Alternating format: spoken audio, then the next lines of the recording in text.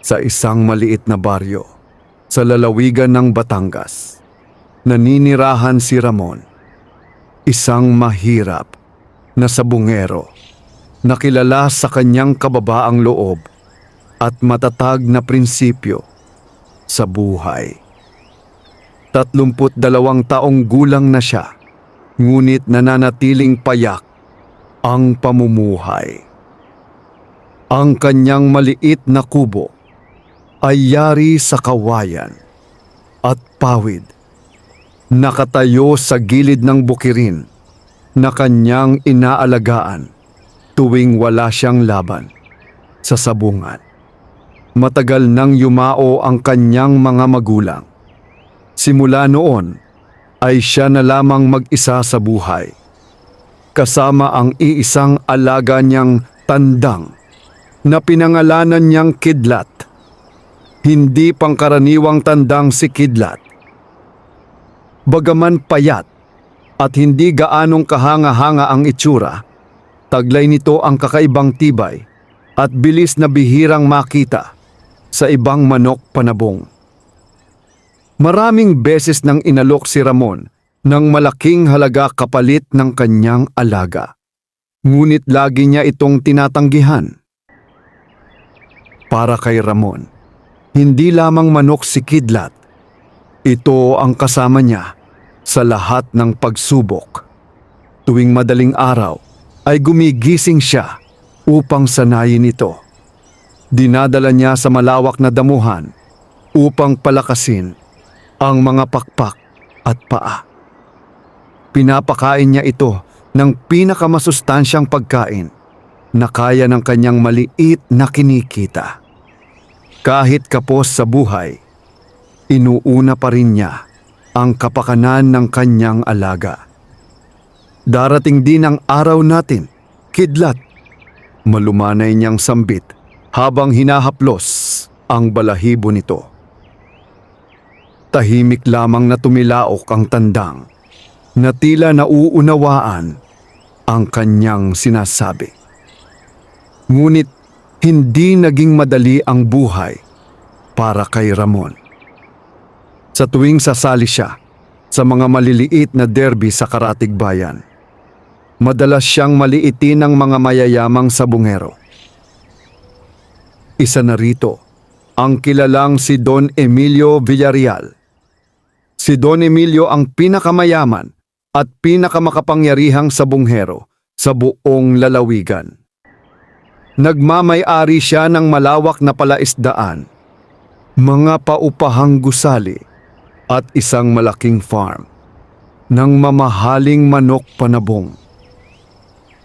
Sinasabing milyon-milyon ang halaga ng bawat alaga niya. Ngunit higit sa kanyang kayamanan ay ang kanyang kayabangan. Naniniwala siyang walang makapapantay sa kanya at lalong walang mahirap na may kakayahang talunin siya. Isang araw, nagkaroon ng malaking derby sa bayan. Nagtipon-tipon ang mga sikat at mayayamang sabunghero upang ipakita ang kanilang pinakamagagaling na panabong. Kasama roon si Ramon. Nang makita siya ni Don Emilio, agad itong napangisi. "Ramon!" May halong pangungutya niyang tawag. Lumapit si Ramon at magalang na yumuko. "Magandang araw po, Don Emilio!" Tiningnan ni Don Emilio si Kidlat mula ulo hanggang paa bago malakas na tumawa. "Iyan ba ang ipapalaban mo?" "Opo." "Hindi ka ba nahihiya? Ang payat ng manok mo, baka sa unang palo pa lang ay bumagsak na." Nagtawanan ng mga taong nakapaligid, ngunit nanatiling kalmado si Ramon. Ang laban po ay hindi nadadaan sa anyo. Lalong lumawak ang ngisi ni Don Emilio. Talaga, tumalikod siya at itinuro ang kanyang alagang tandang. Isa itong napakalaking pulang manok na makintab ang balahibo at matitigas ang kalamnan. Kilalanin mo si Sultan. 12 sunod na panalo. Napalingon ang mga tao at agad humanga. Tunay ngang kahanga-hanga ang naturang tandang. Ngunit hindi na tinag si Ramon. Mabuti po at malakas siya. Nawala ang naangiti ni Don Emilio. Bakit parang wala kang takot? Kung matatalo ako, tatanggapin ko. Ngunit kung mananalo ako, hindi ko ipagmamalaki.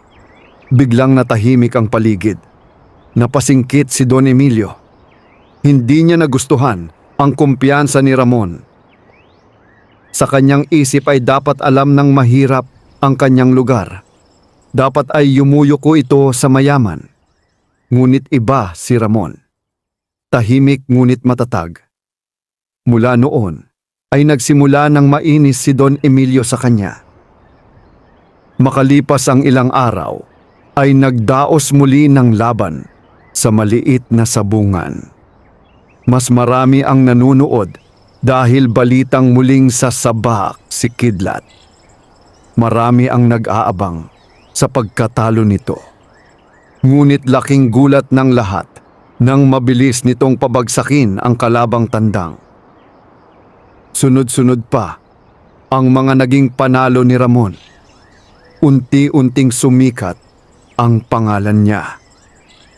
Mula sa pagiging hamak na sabungero, ay nagsimula siyang kilalanin ng marami.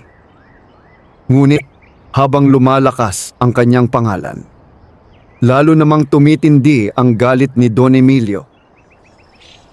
Hindi niya matanggap na may isang mahirap na unti-unting kinikilala sa mundo ng sabong. Isang gabi, habang nagpapahinga si Ramon sa kanyang kubo, may narinig siyang kaluskos sa kulungan ni Kidlat. Agad siyang bumangon. Ngunit pagdating niya roon, ay may nakita siyang anino na mabilis na tumakas. "Hoy! Sino ka?" sigaw niya. Hinabol niya ito ngunit nakatakas ang lalaki. Agad siyang bumalik sa kulungan at doon ay halos gumuho ang kanyang mundo. Nakahandusay si Kidlat. Nangingisay. May bula sa bibig. Kidlat, mabilis niya itong binuhat. Lumuluha siyang naghanap ng tulong. Tinawag niya ang veterinaryo ng baryo. Matapos suriin ang tandang, ay mabigat ang naging pahayag nito. Nalason siya, parang tumigil ang pag-ikot ng mundo ni Ramon. Nalason? Tumango ang veterinaryo. May naglagay ng lason sa pagkain niya. Nanginig ang kanyang mga kamay. Wala siyang maisip na ibang taong may kagustuhang sirain siya. Sa kanyang isipan ay iisa lamang ang pangalan. Don Emilio. Ngunit wala siyang ebidensya.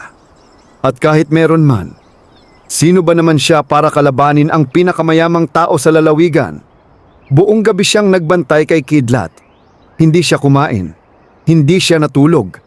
Paulit-ulit niyang hinihiling na sana ay mabuhay ang kanyang alaga.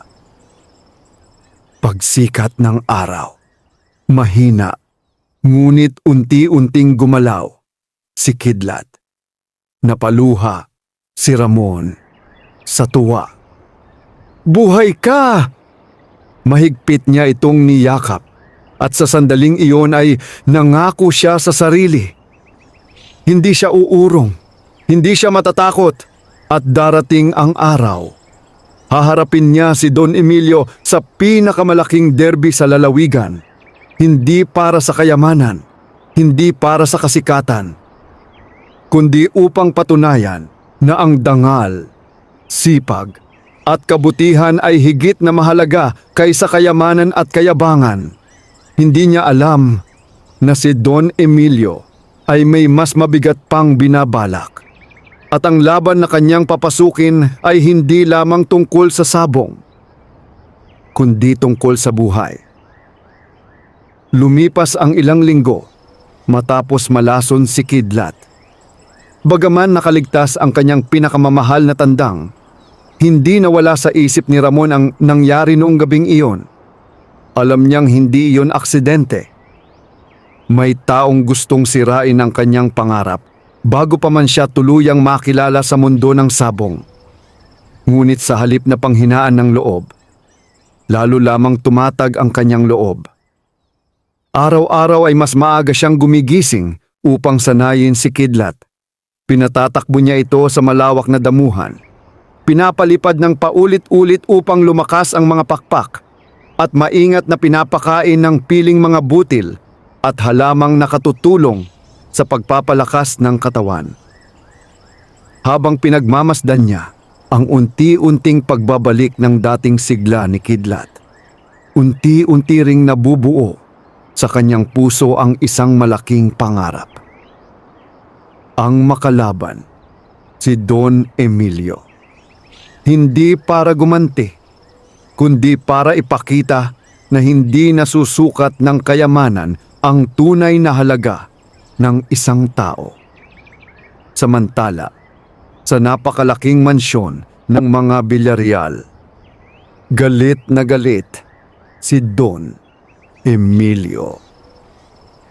Nagkalat sa kanyang mesa ang mga tala ng mga nakaraang laban ni Ramon. Lahat ay panalo. Sunod-sunod. Hindi niya maunawaan kung paano nagagawa ng isang hamak na sabunghero na makuha ang paghanga ng mga tao. Napakawalang hiya, madiin niyang sabi habang hinihigop ang kanyang kape. Lumapit ang kanyang kanang kamay na si Arturo. Don Emilio, marami na pong tumatangkilik kay Ramon. Hindi ako interesado sa opinyon ng mga mahihirap, sigaw niya. Natahimik si Arturo. Ilang sandali pa ay nagsalita muli si Don Emilio. Kung hindi ko siya kayang pigilan sa simpleng paraan, tumigil siya at napangisi.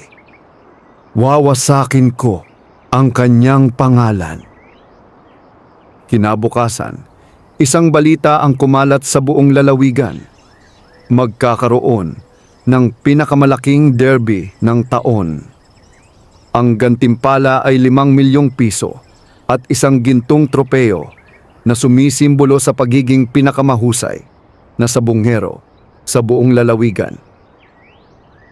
Lahat ng tanyag na sabungero ay inimbitahan, kasama si Don Emilio. At sa ikinagulat ng lahat, kasama rin si Ramon. Nang mabalitaan niya ito, ay hindi siya makapaniwala. Paulit-ulit niyang binasa ang liham na kanyang natanggap.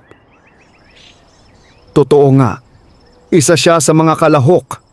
Umupo siya sa tabi ni Kidlat at napangiti. Malayo pa ang lalakbayin natin. Tumilaok si Kidlat na tila basabik na rin sa laban. Ngunit hindi natuwa ang lahat sa kanyang pagkakasali. Sa palengke, habang bumibili siya ng pagkain para kay Kidlat, may ilang taong nanunuya. Ramon, huwag ka nang umasa. Pagdating ng derby, dudurugin kayo ni Don Emilio. Magkaiba kayo ng mundo. Ngunit ngumiti lamang siya. Hindi naman ako lumalaban para sa kanila, kundi para sa sarili kong dangal. Habang papalapit ang araw ng derby, lalong humihirap ang mga pagsubok. Isang gabi, pag-uwi ni Ramon mula sa bukid, nagulat siya nang makitang wasak ang bakod ng kanyang kulungan. Nagkalat ang mga kagamitan. Nakalat ang pagkain. At nawawala si Kidlat. Nanlambot ang kanyang mga tuhod. Kidlat! Paulit-ulit niyang sigaw. Tumakbo siya sa paligid. Hinahanap ang kanyang alaga. Lumipas ang ilang oras ngunit wala pa rin. Hanggang sa makarating siya sa ilog sa dulo ng baryo. At doon, may narinig siyang mahinang tilaok. Agad siyang tumakbo. At nakita niya si Kidlat. Nakatali ang mga paa nito at nakatapon sa damuhan. May mga sugat sa katawan. Nanginig si Ramon sa galit. Sino mang gumawa nito ay walang awa. Dahan-dahan niyang binuhat ang kanyang alaga. Habang pinupunasan ang mga sugat nito, ay may nakita siyang maliit na piraso ng panyo sa damuhan. May nakabordang titik, V. Nanlaki ang kanyang mga mata.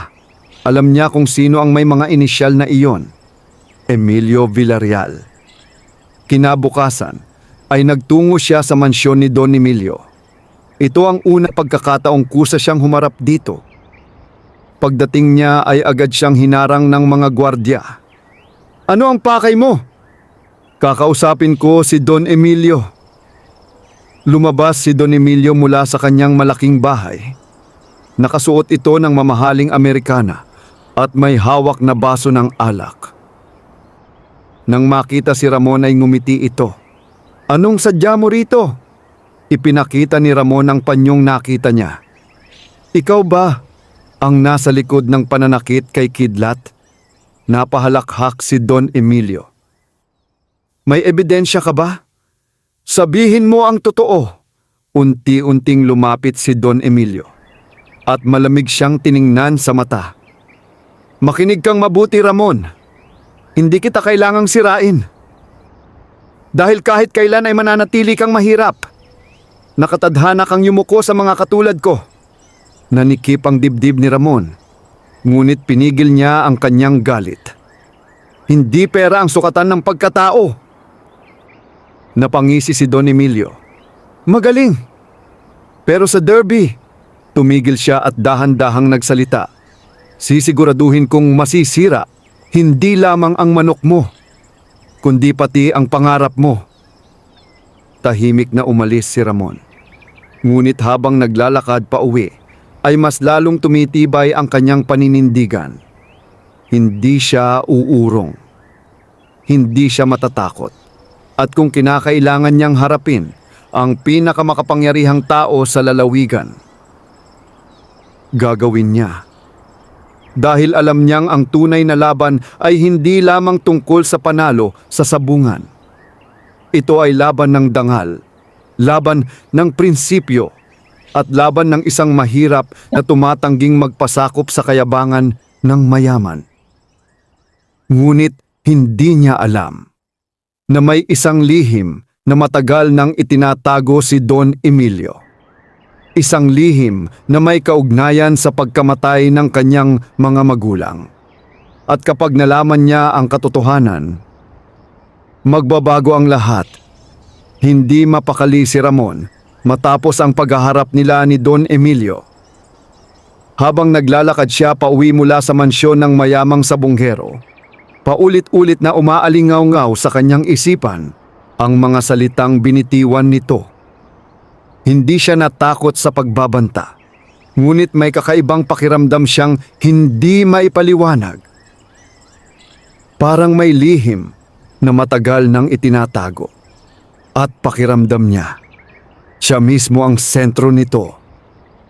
Pagdating sa kanyang kubo ay agad niyang inasikaso si Kidlat. Maingat niyang nilinis ang mga sugat nito at pinahira ng gamot na ibinigay ng veterinaryo. Habang ginagawa niya iyon, ay may narinig siyang mahinang katok mula sa labas. Lumabas siya. Isang matandang lalaki ang nakatayo sa harapan ng kanyang bahay. Payat ito, bahagyang kuba, at puti na ang halos lahat ng buhok. Ngunit nang makita siya ni Ramon, agad niya itong nakilala. "Aling Tasyo!" Ngumiti ang matanda. Si Mang Tasyo ang matalik na kaibigan ng kanyang ama noon. Maraming taon itong nawala matapos mamatay ang kanyang mga magulang. "Pwede ba akong makapasok?" tanong nito. Agad siyang tumango. Tahimik silang nag-usap habang umiinom ng mainit na kape. Ngunit halatang may mabigat na gustong sabihin ang matanda. Paulit-ulit nitong pinagmamasdan si Ramon. Hanggang sa hindi na ito nakatiis. "Ramon, opo, hindi aksidente ang pagkamatay ng iyong mga magulang. Parang tumigil ang oras. Napatayo si Ramon. Ano pong ibig ninyong sabihin? Napayuko si Mang Tasyo. Maraming taon ko itong itinago. Dahil natakot ako, lalong bumilis ang tibok ng puso ni Ramon. Sabihin ninyo sa akin. Napabuntong hininga ang matanda. Nung bata ka pa, ang ama mo ang pinakamahusay na sabongero sa buong lalawigan.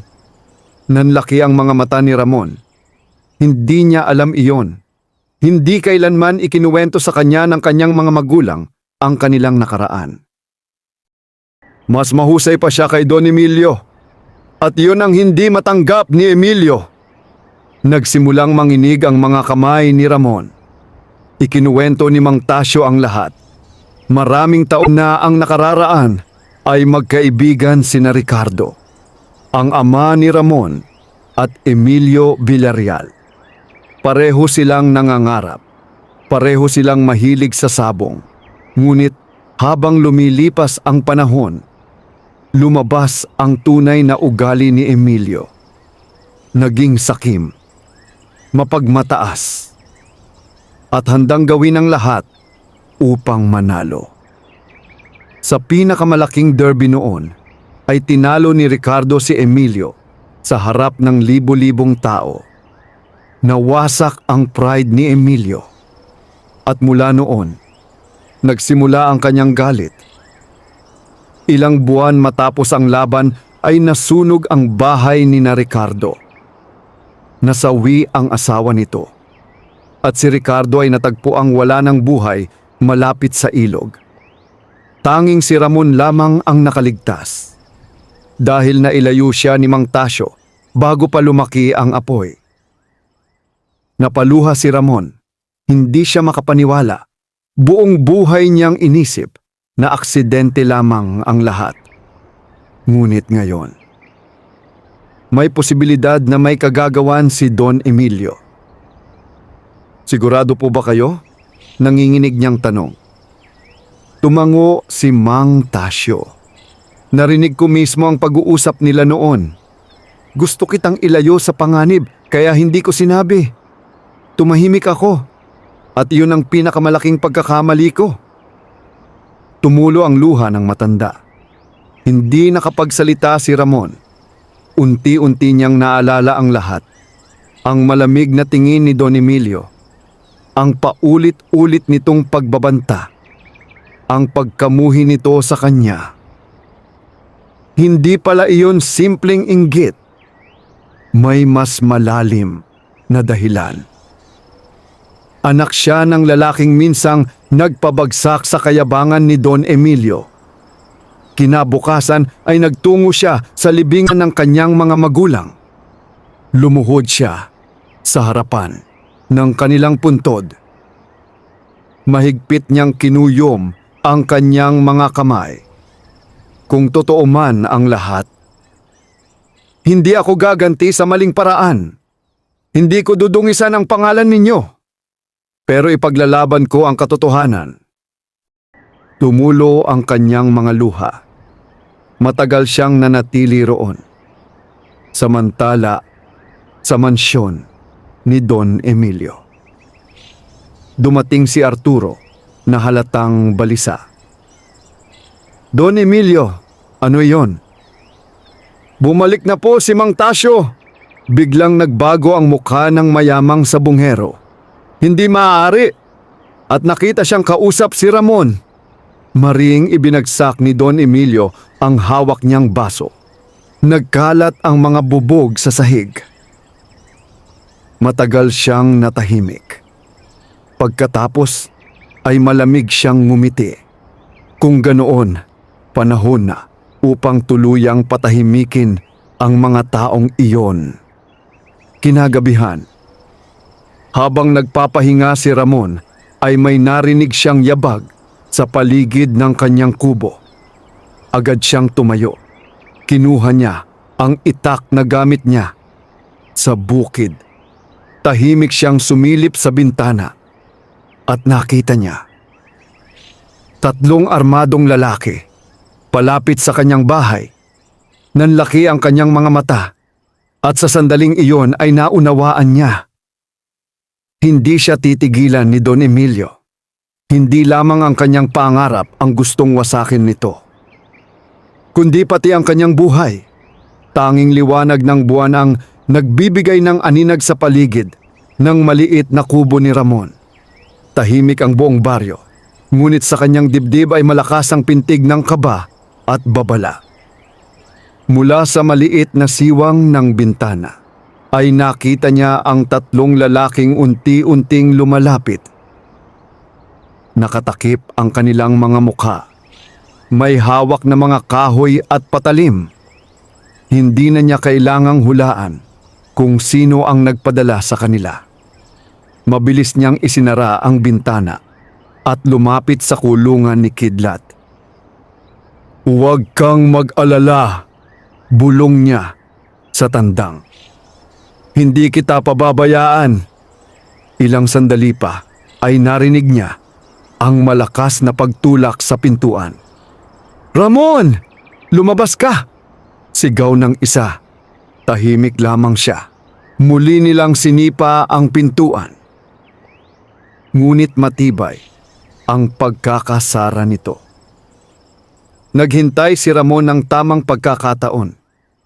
Nang marinig niyang pumuwesto ang 2 lalaki sa magkabilang gilid ng bahay, mabilis siyang lumabas sa likurang pinto habang pasan si Kidlat. Tahimik siyang tumakbo patungo sa kakahuyan. Ngunit napansin siya ng isa. "Nandoon siya!" Agad siyang hinabol ng 3. Mabilis tumakbo si Ramon sa gitna ng kadiliman. Humahampas ang mga sanga sa kanyang katawan. Ngunit hindi siya tumigil. Hindi niya maaaring isugal ang buhay ni Kidlat. At lalong hindi niya hahayaang matapos ang lahat sa gabing iyon. Sa kanyang pagtakbo ay may naalala siyang isang lumang kubo sa gitna ng gubat. Pagmamay-ari iyon noon ni Mang Tasio. Agad siyang nagtungo roon. Pagdating niya ay nagulat siya nang makitang may ilaw sa loob. At nang buksan niya ang pinto, naroon si Mang Tasio. Parang hinihintay siya. "Alam kong darating ka," sabi nito. "Hinahabol nila ako." Tumango ang matanda. At hindi iyon ang huli. Habang nagpapahinga si Ramon, ay inilabas ni Mang Tasio ang isang lumang kahon na gawa sa kahoy. Makapal na ang alikabok nito. Maingat niya itong binuksan. Sa loob ay may lumang litrato at isang sobre. Iniabot niya iyon kay Ramon. "Ito ang iniwan ng iyong ama." Nanginginig ang mga kamay ni Ramon habang binubuksan ang sobre.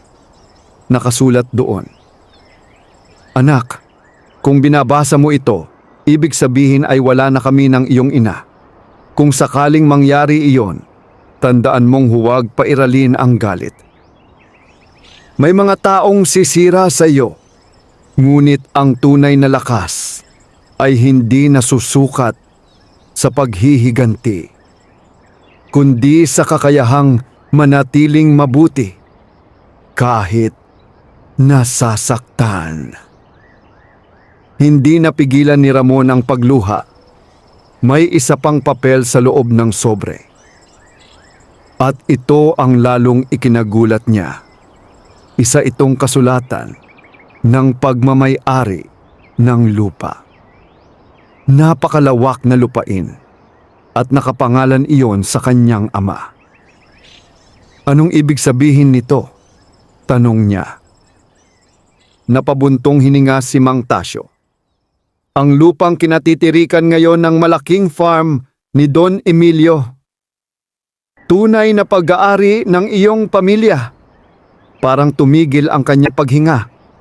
"Hindi maaari." Binawi iyon ni Emilio gamit ang pananakot matapos mamatay ang iyong ama.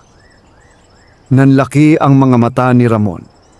Hindi lamang pala sabong ang dahilan ng galit ni Don Emilio, Inagaw din nito ang lahat ng nararapat sa kanilang pamilya. Habang tahimik silang nag-uusap, may narinig silang yabag sa labas. Napatingin sila sa bintana at nakita nila ang liwanag ng mga sulo. Maraming tao, papalapit. Namutla si Mang Tasyo. Nahanap nila tayo. Hindi na sila nag-aksaya ng oras. May lihim na lagusan sa likod ng kubo. Doon dumaan sina Ramon at Mang Tasyo. Habang naglalakad sila sa makitid na daan, sa ilalim ng lupa, ay nagsalita ang matanda. Makinig kang mabuti. Hindi sapat ang lakas para talunin si Don Emilio. Kailangan mo ring talunin siya sa mismong larangang ipinagmamalaki niya. Ang sabungan. Makalipas ang ilang oras, ay nakarating sila sa isang malayong baryo sa kabilang bayan. Doon, nakatira ang isang dating alamat sa mundo ng sabong si Mateo. Isang matandang sabongero na minsang naging kampeon sa buong rehiyon. At dating guro ng ama ni Ramon. Pagdating nila sa bahay ni Mateo, ay agad silang sinalubong ng matandang lalaki. Matangkad pa rin ito kahit may edad na. Matatalim ang mga mata at tila marami ng pinagdaanan sa buhay. Matagal niyang tinitigan si Ramon. Pagkatapos ay ngumiti. Kamukhang kamukha mo ang iyong ama. Ikinuwento ni Mang Tasyo ang lahat. Tahimik lamang na nakinig si Mateo. Nang matapos ang kwento, ay lumapit siya kay Kidlat. Pinagmasdan niya ito. Hinawakan ang mga pakpak. Tiningnan ang mga mata at napangiti. May kakaiba sa tandang na ito. Napatingin si Ramon. Sa tingin ninyo po ba kaya niyang talunin ang mga manok ni Don Emilio? Tumingin si Mateo sa kanya at seryosong nagsalita. Hindi lamang talunin. Kung maayos ang pagsasanay, magiging alamat siya. Ngunit may kondisyon si Mateo. Ang pagsasanay ay hindi madali. Kakailanganin mong isakripisyo ang lahat. Oras, lakas, pati ang sarili mong kagustuhan. Tahimik na tumango si Ramon. Handa siya. Handa siyang gawin ang lahat.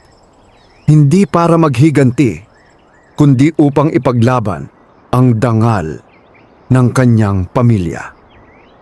Sa malayong bahagi ng lalawigan, nakatayo si Don Emilio sa kanyang balkonahe. Habang pinagmamasdan ang dilim ng gabi, lumapit si Arturo. Hindi po namin sila nakita, ngunit ngumiti lamang si Don Emilio. Hayaan mo siya, dahil sa araw ng derby, sa harap ng lahat, doon ko wawasakin si Ramon. Ngunit hindi alam ni Don Emilio na nagsisimula pa lamang ang tunay na laban at ang mahirap na sabongerong minamaliit niya ay unti-unti nang nagiging pinakamalaking banta sa kanyang kapangyarihan. Mula nang dumating si Ramon sa tahanan ni Mateo, tuluyang nagbago ang kanyang buhay. Hindi iyon isang marangyang bahay. Isa lamang iyong lumang kubo na napapalibutan ng malalawak na damuhan at mga punong kahoy.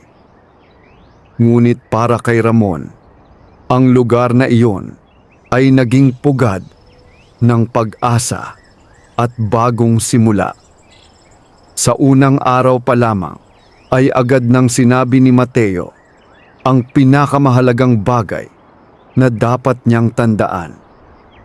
Ang tunay na sabonghero ay hindi lamang marunong magpalaban ng tandang. Sabi ng matanda habang pinagmamasdan ang pagsikat ng araw. Tinuturuan niya rin ang sarili niyang maging matatag. Tahimik na nakinig si Ramon. Nagsimula ang kanilang pagsasanay bago pa sumikat ang araw. Pinatatakbo ni Mateo si Kidlat sa malawak na damuhan. Pinapalipad sa maiikling distansya. Sinusubok ang bilis ng mga paa. At higit sa lahat, pinag-aaralan ang isip ng tandang. Ang lakas ay hindi sapat, paliwanag ni Mateo. Maraming malalakas na tandang ang natatalo. Ngunit ang tandang na marunong maghintay ng tamang pagkakataon, siya ang tunay na mapanganib. Araw-araw ay walang sawang nagsasanay si Kidlat. At araw-araw ding namamangha si Mateo. Hindi niya inaasahan ang liksi nito. Sa bawat pagtalon ay tila sinusukat nito ang galaw ng kalaban.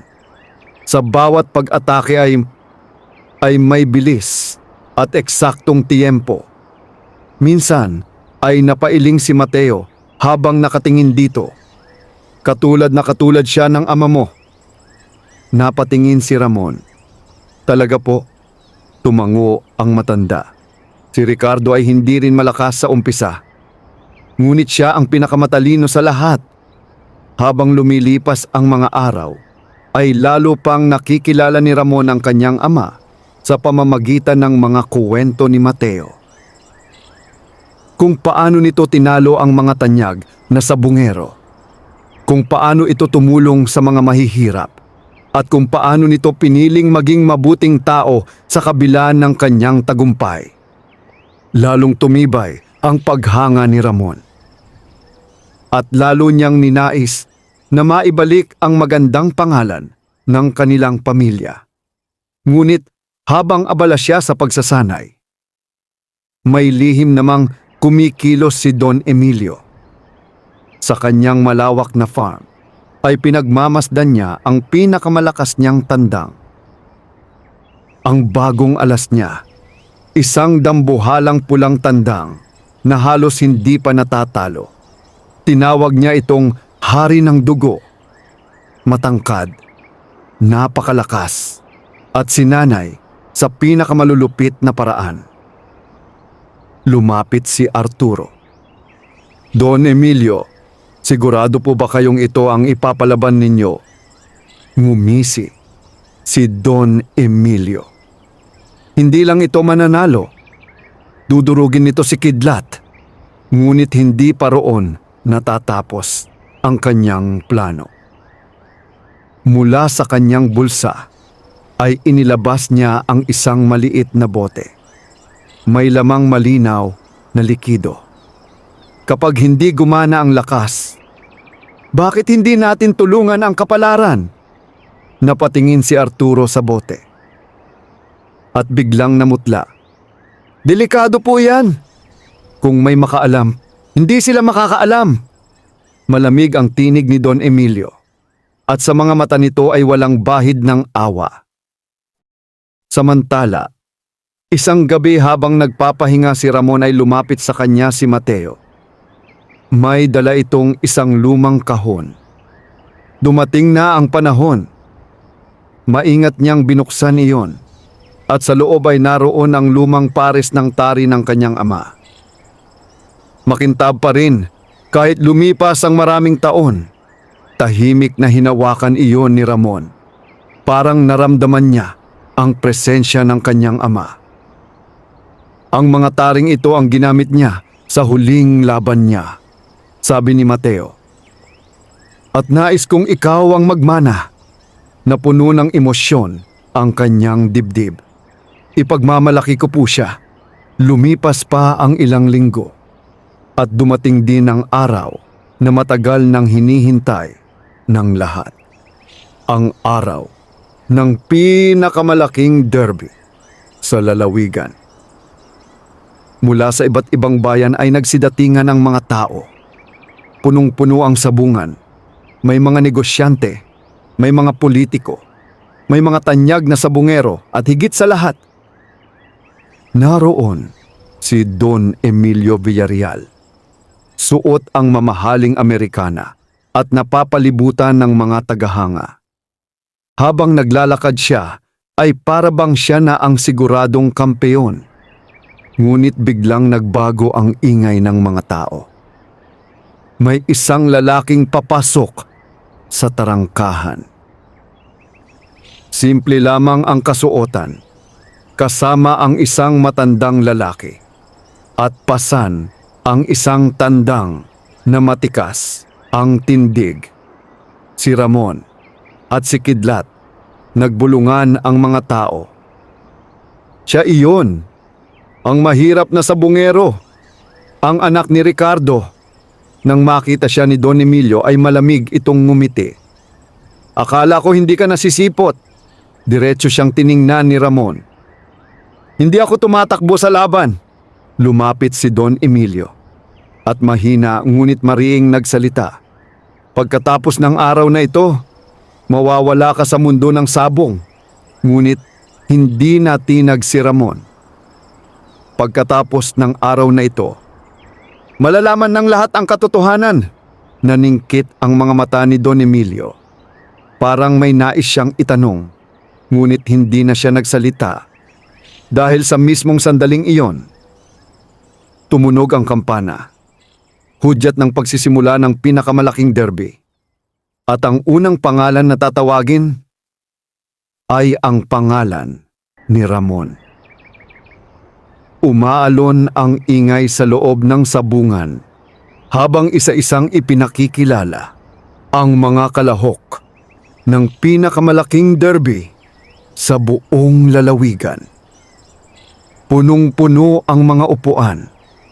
Ang bawat isa ay naghihintay sa mga laban na magpapasya kung sino ang karapat-dapat na tanghaling pinakamahusay na sabungero.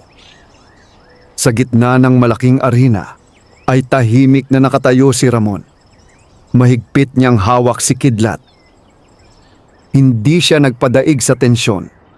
Hindi rin siya nagpasilaw sa dami ng taong nanonood. Sa kanyang isipan ay iisa lamang ang mahalaga. Ang maipaglaban ang dangal ng kanyang pamilya. Sa kabilang dako ay nakaupo si Don Emilio sa kanyang espesyal na pwesto. Tahimik niya lamang pinagmamasdan si Ramon. Ngunit sa likod ng kanyang malamig na tingin ay may halong pagkabalisa. Hindi niya inaasahang darating pa si Ramon. At lalong hindi niya inaasahang magiging sentro ito ng atensyon. Tumayo ang tagapag-anunsyo. Mga kababayan, lubos naming ipinagmamalaki ang pagsisimula ng taunang Grand Derby. Nagpalakpakan ng mga tao. At para sa unang laban, tumingin ito sa listahan.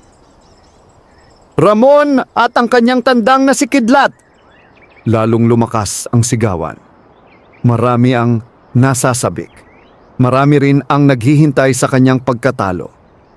Ang kanyang unang makakalaban ay si Ernesto. Isa ring tanyag na sabungero mula sa kalapit bayan. Malaki ang kanyang tandang. Makapal ang balahibo at may mahabang rekord ng mga panalo. Nang magharap sila ay ngumiti si Ernesto. Wala akong galit sa iyo. Pero hindi kita pagbibigyan. Ngumiti si Ramon. Hindi rin ako humihingi ng pabor. Inihanda ang mga tandang. Tahimik ang buong sabungan. At nang ianunsyo ang pagsisimula, sabay na sumugod ang dalawang manok. Mabilis ang unang atake ng kalaban. Ngunit mabilis ding umiwas si Kidlat. Napasinghap ang mga tao. Muli itong umatake.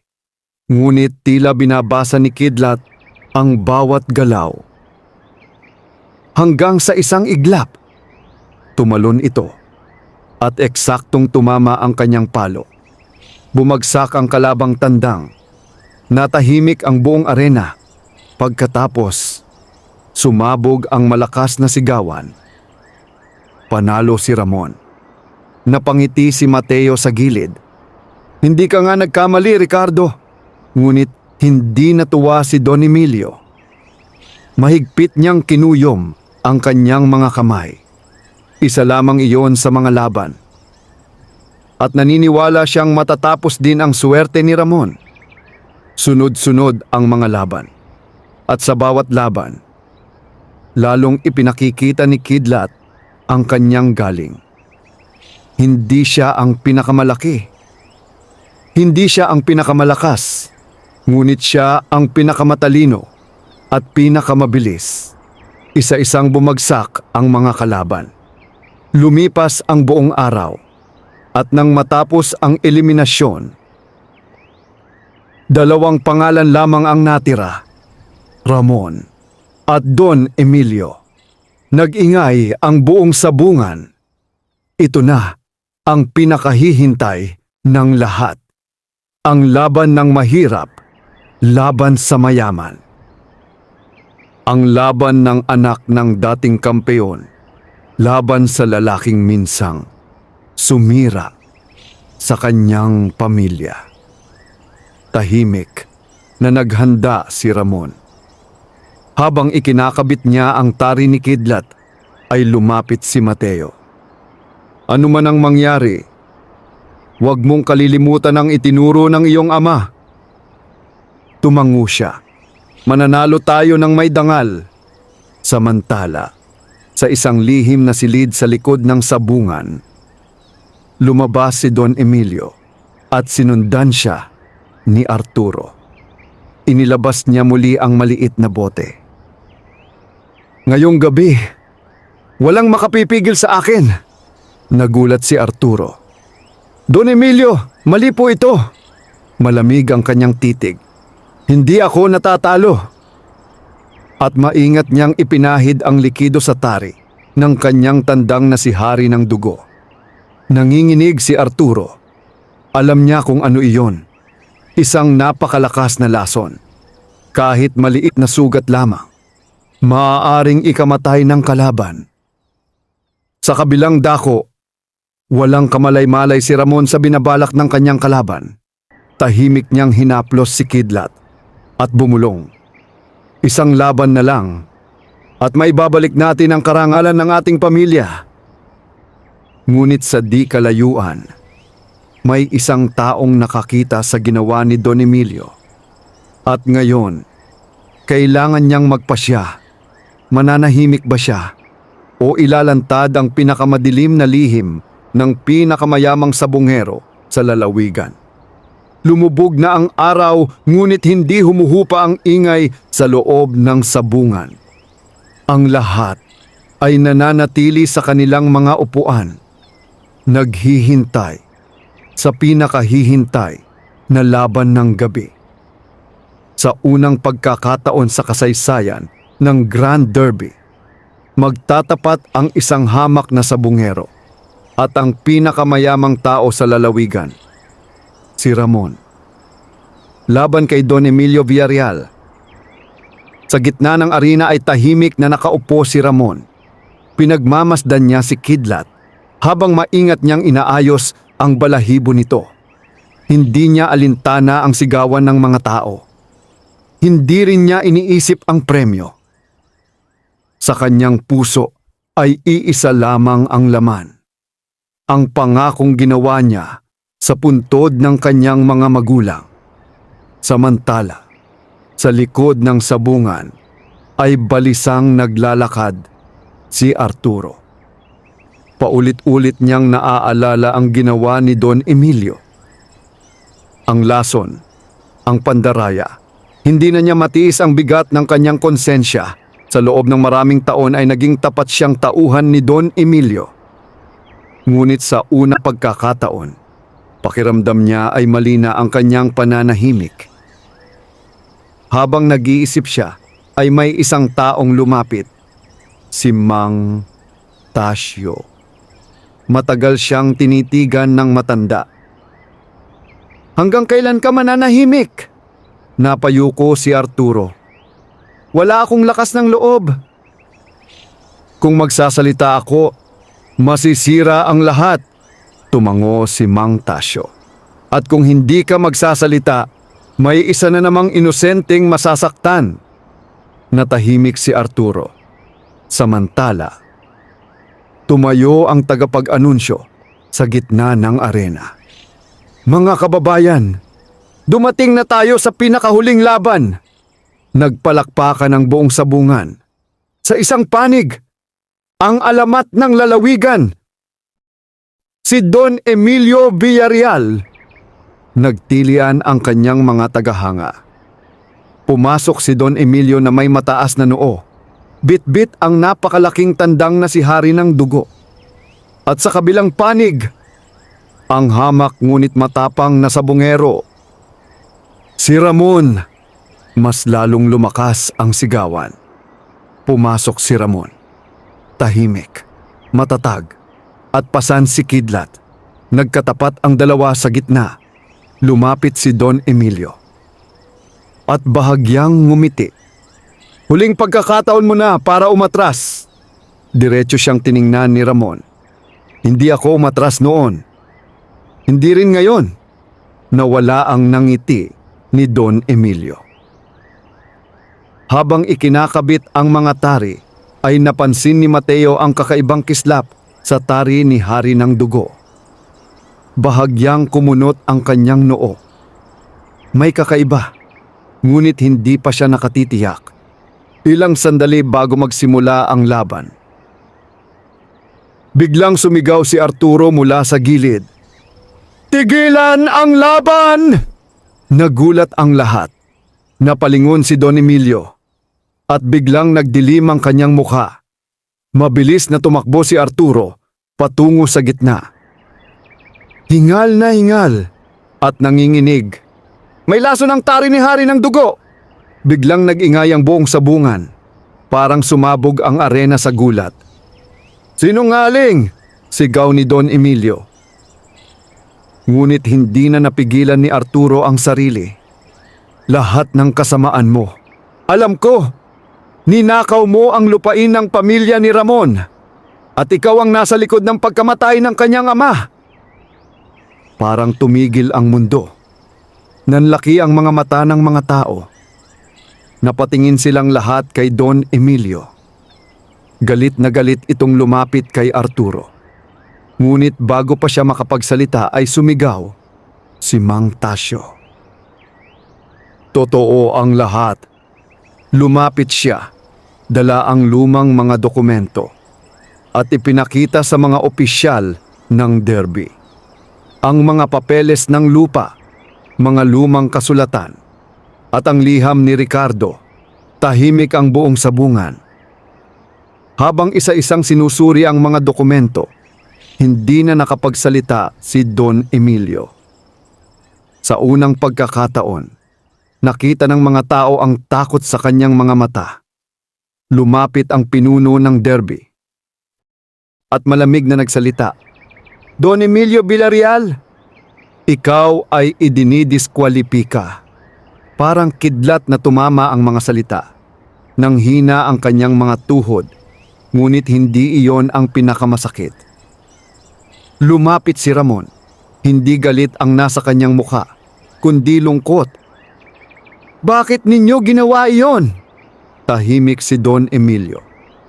At unti-unting tumulo ang kanyang luha.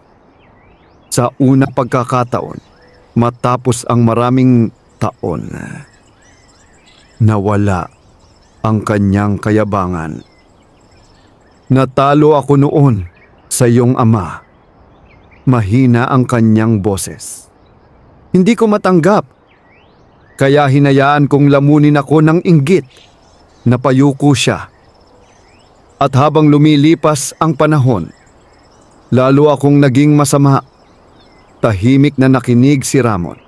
Maaari siyang magalit. Maaari siyang maghiganti. Ngunit naalala niya ang liham ng kanyang ama. Huwag pairalin ang galit. Huminga siya ng malalim. At sinabi ang mga salitang ikinagulat ng lahat. Hindi ko kayo paghihigantihan. Nanlaki ang mga mata ni Don Emilio. Ang hustisya ang bahala sa inyo. Pero hindi ko hahayaang kainin ako ng puot. Tumulo ang luha ni Mang Tasio. At maging si Mateo ay napangiti. Dahil sa sandaling iyon, napatunayan ni Ramon na higit siyang dakila kaysa sa sinumang sabongero. Ngunit hindi pa rito nagtatapos ang lahat. Dahil habang papalabas si Don Emilio sa arena, bigla siyang napahawak sa kanyang dibdib at bumagsak sa harap ng lahat. Nagkagulo ang buong sabungan nang biglang bumagsak si Don Emilio sa gitna ng arena. Ang lalaking minsang kinatatakutan ng lahat ay nakahandusay ngayon sa lupa. Hirap huminga at namumutla ang mukha. Agad na lumapit ang mga manggagamot habang naguunahan sa pag-uusap ang mga taong nakasaksi sa kanyang pagbagsak.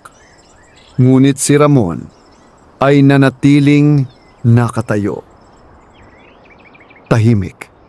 Hindi siya nakaramdam ng tuwa. Hindi rin siya nakaramdam ng paghihiganti. Sa halip ay may kakaibang lungkot siyang naramdaman. Dahil sa harapan niya ngayon ay hindi ang mayabang na si Don Emilio, kundi isang matandang lalaking tuluyang nilamon ng kanyang mga pagkakamali. Dinala si Don Emilio sa maliit na pagamutan malapit sa sabungan. Ilang oras siyang walang malay. Kasama niya si Arturo na hindi umaalis sa kanyang tabi.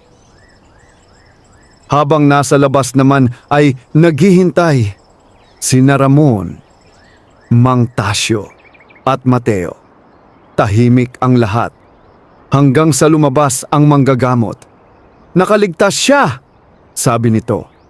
Ngunit mahina na ang kanyang katawan. Napabuntong hininga si Arturo. Makalipas ang ilang sandali ay hiniling ni Don Emilio na makita si Ramon. Nagkatinginan sina Mateo at Mang Tasio.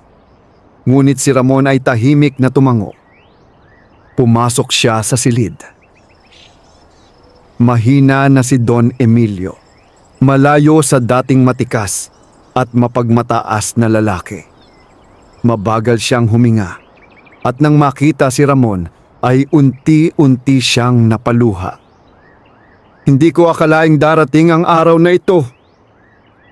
Tahimik lamang si Ramon. "Maraming taon kong iningatan ang aking pangalan. Ngunit sa isang iglap, nawala ang lahat."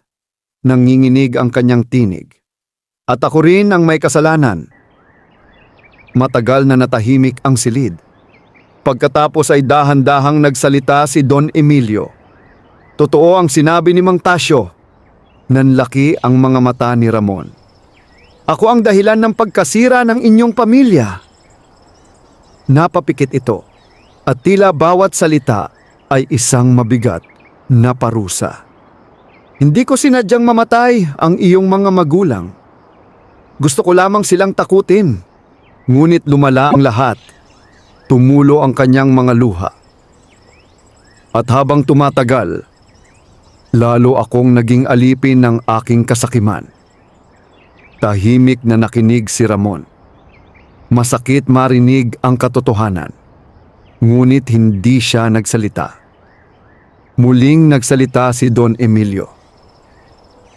"Nais kong itama ang lahat." Humingi siya ng isang sobre mula kay Arturo at iniabot iyon kay Ramon. Nasa loob ang lahat ng dokumento. Ang mga titulo ng lupa, ang mga papeles ng farm, mga ari-ariang dating pag-aari ng kanyang pamilya, at isang liham. Binasa iyon ni Ramon. "Ramon, kung makarating sa iyo ang liham na ito, nangangahulugan itong nahuli na ako ng aking mga kasalanan. Hindi ko inaasahang mapapatawad mo ako. Ngunit nais kong ibalik ang lahat ng inagaw ko sa inyong pamilya. At sana, sa natitirang panahon ng aking buhay, magkaroon ako ng pagkakataong magsisi. Don Emilio." Unti-unting pumikit si Ramon at huminga ng malalim. Hindi madaling magpatawad, lalo na sa taong sumira sa kanyang pagkabata. Ngunit muli niyang naalala ang kanyang ama. at ang mga salitang paulit-ulit niyang pinanghahawakan. Ang tunay na lakas ay nasa kakayahang magpatawad.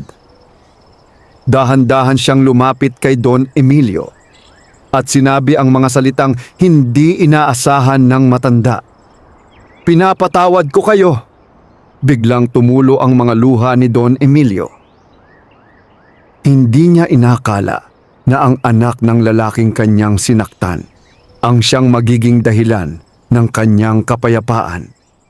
Lumipas ang ilang linggo at opisyal nang ibinalik kay Ramon ang lahat ng lupain ng kanyang pamilya. Ngunit hindi niya ito ginamit para sa sariling yaman. Sa halip, nagtayo siya ng isang malaking farm, hindi lamang para sa mga manok panabong, kundi para matulungan ang mga mahihirap na sabongero. Libreng pagsasanay, libreng payo, at patas na pagkakataon para sa lahat. Kasama niya sina Mateo at Mang Tasio. At si Arturo, na pinili ring magsimulang muli ng tapat. Unti-unti namang nagbago si Don Emilio. Iniwan niya ang marangyang pamumuhay, namuhay ng tahimik, at ginugol ang nalalabi niyang panahon sa pagtulong sa mga taong minsan niyang binaliwala. Samantala, patuloy pa ring sumisikat ang pangalan ni Ramon. Ngunit hindi dahil sa dami ng kanyang panalo, kundi dahil sa kanyang kabutihan at sa kanyang paniniwala na ang tunay na tagumpay ay hindi nasusukat sa yaman, kundi sa dangal, pagpapakumbaba at kabutihan ng puso. Subalit may isang bagong balita na unti-unting kumakalat sa iba't ibang lalawigan. May isang napakayamang sabongero mula sa Maynila na matagal nang naghahanap kay Ramon. At nais siyang hamunin. Isang hamon na muling susubok sa kanyang kakayahan. Lumipas ang 6 na buwan mula nang maibalik kay Ramon ang lahat ng ari-arian ng kanyang pamilya. Marami nang nagbago sa kanyang buhay. Ang dating maliit at tahimik na kubo ay nanatili pa rin sa parehong lugar, ngunit sa paligid nito ay itinayo niya ang isang maayos at malawak na farm para sa mga manok panabong. Hindi ito katulad ng marangyang pasilidad ng ibang mayayamang sabongero. Simple lamang. Ngunit puno ng disiplina. At higit sa lahat, bukas para sa mga taong may pangarap. Mula sa iba't ibang bayan ay may mga dumarating upang matuto kay Ramon. Hindi lamang tungkol sa sabong, kundi tungkol sa pagiging tapat, mapagkumbaba, at marangal sa bawat laban. Isang umaga, habang sinusubaybayan niya ang pagsasanay ni Kidlat, may isang mamahaling sasakyan ang huminto sa harap ng kanyang farm.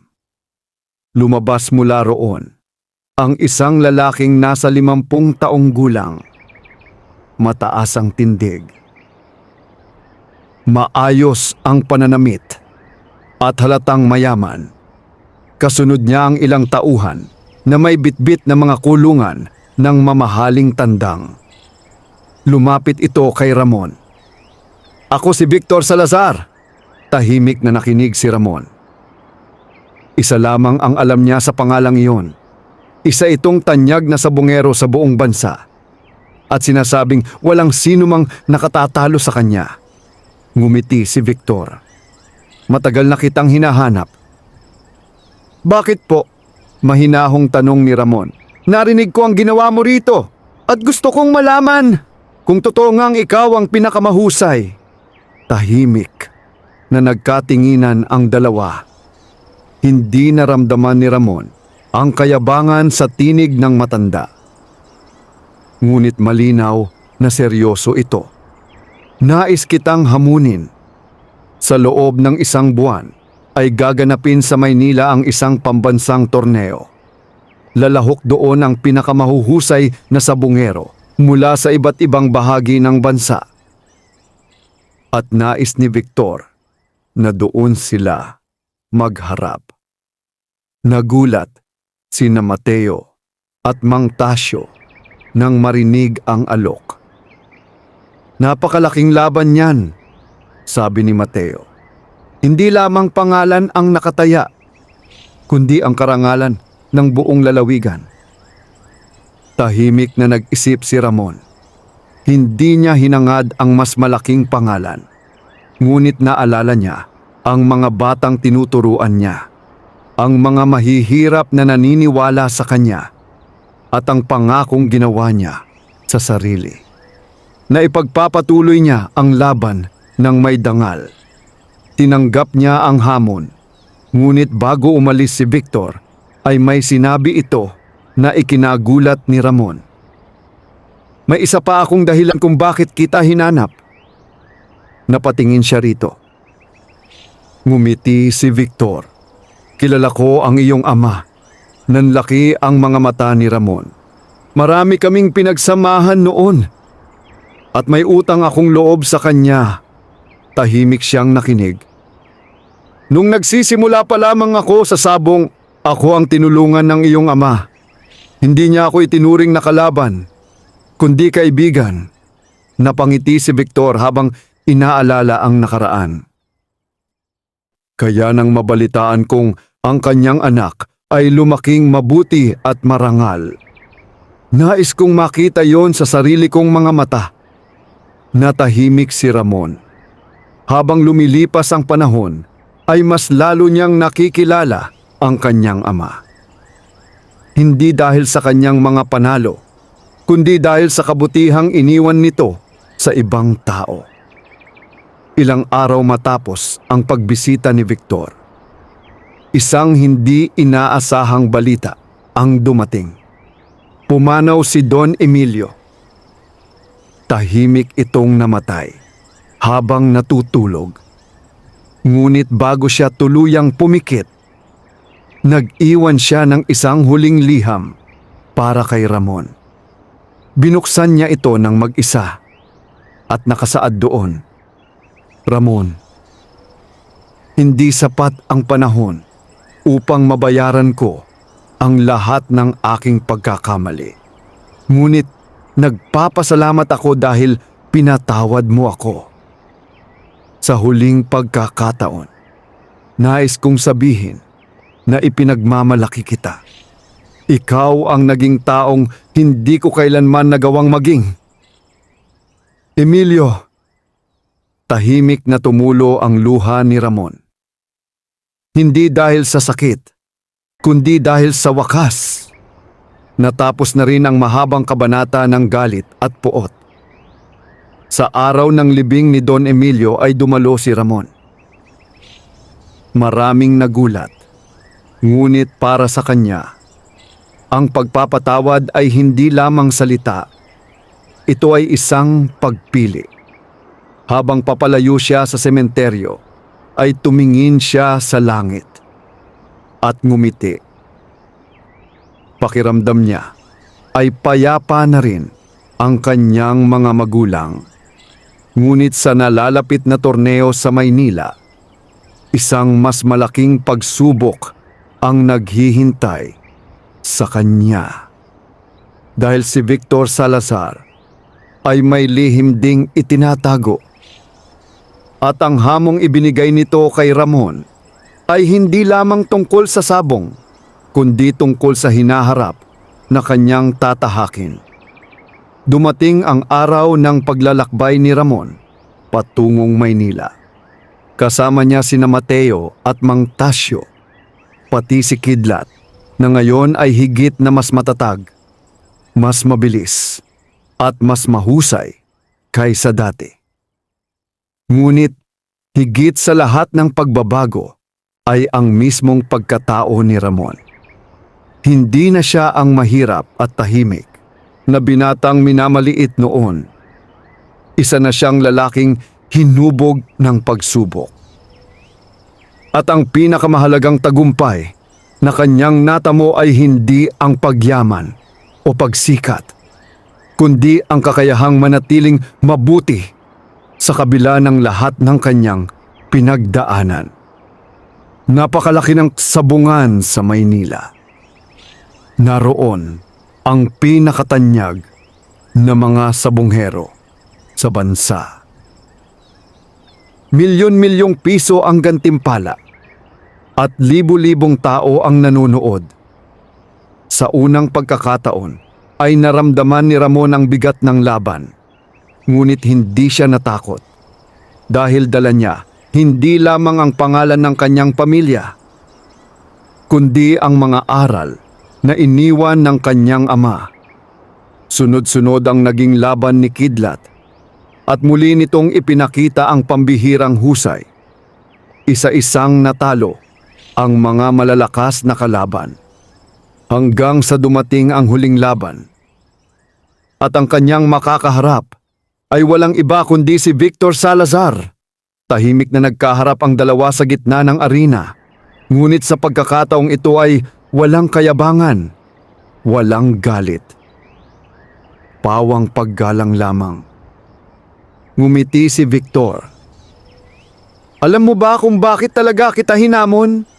Umiling si Ramon. Huminga ng malalim ang matanda. Dahil matanda na ako. At wala akong anak na magmamana ng lahat ng aking natutunan. Tumingin ito kay Ramon. Matagal ko nang hinahanap ang taong may sapat na lakas ng loob at may mabuting puso. Natahimik si Ramon. Hindi niya inaasahan ang mga salitang iyon. Hindi mahalaga sa akin kung sino ang mananalo ngayon, sapagkat nakita ko na ang hinahanap ko. Ngumiti si Victor. Ikaw yon. Nagulat sina Mateo at Mang Tasyo. Ngunit sa kanilang mga puso ay alam nilang totoo ang sinasabi ng matanda. Natuloy pa rin ang laban. At ito ang naging pinakamaganda at pinakamahigpit na laban sa buong torneo. Walang daya, walang galit. Pawang husay at paggalang lamang. Sa huling sandali, sa isang mabilis at eksaktong galaw, nagawa ni Kidlat na manaig. Tumayo ang buong arena at sabay-sabay na pumalakpak. Nanalo si Ramon. Ngunit higit pa sa tropeo at gantimpala, may mas mahalaga siyang natanggap, ang paggalang ng lahat. Lumapit si Victor at iniangat ang kamay ni Ramon. Mula ngayon, ikaw ang magiging bagong huwaran ng mga sabungero. Tumulo ang luha ni Mateo. Habang si Mang Tasyo ay nakatingin sa langit at marahang ngumiti. Ricardo! Natupad ng anak mo ang iyong pangarap. Lumipas ang mga taon. Hindi ginamit ni Ramon ang kanyang kasikatan upang yumaman lamang. Sa halip ay nagtayo siya ng paaralan para sa mga kabataang nais matuto ng wastong pag-aalaga ng mga hayop at mabuting pamumuhay. Tinulungan niya ang mga mahihirap.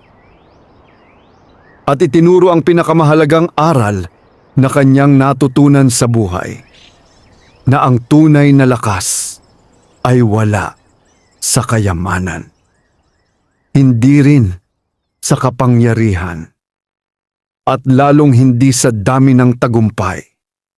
Ang tunay na kampeon ay ang taong marunong magpakumbaba kapag nananalo, marunong tumayo kapag nadadapa, at marunong magpatawad kahit may dahilan upang magalit. At sa tuwing sumisikat ang araw sa kanyang malawak na farm, makikita si Ramon na nakangiti habang pinagmamasdan si Kidlat. Paalala na minsan, may isang mahirap na sabungerong minaliit ng lahat. Ngunit sa huli, siya ang naging pinakadakilang kampeon sa puso ng mga tao. Wakas.